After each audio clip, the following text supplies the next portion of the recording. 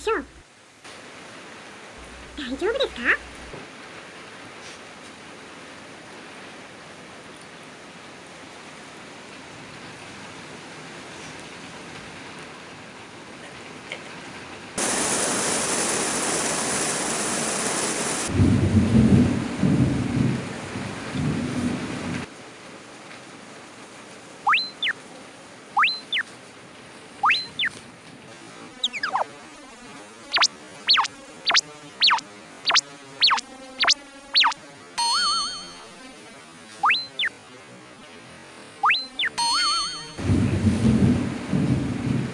師匠、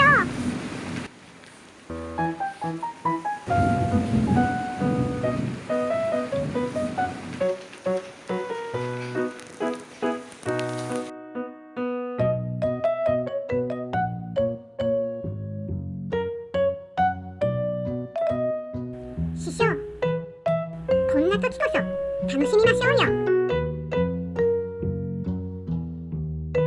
師匠、どこに隠れた？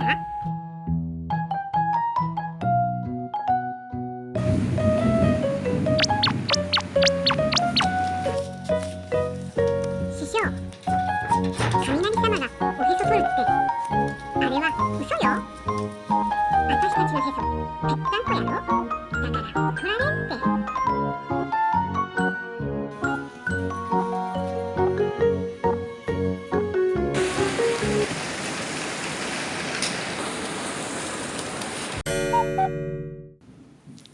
赤ちゃんになったと？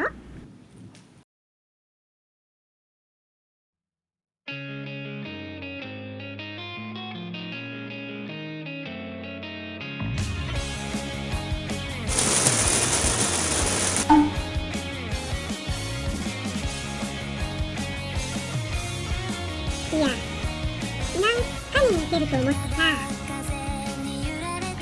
だるま？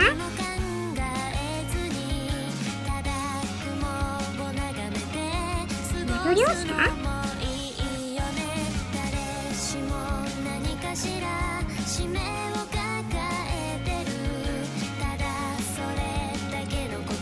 もう雷なっとらんよ。私の誕生日です。だけど小春の雷騒動のおかげでグダグダな誕生日になり、ケーキも買ってもらえませんでした。だからケーキもどきを作ってもらいました。来年こそは立派なケーキを食べたか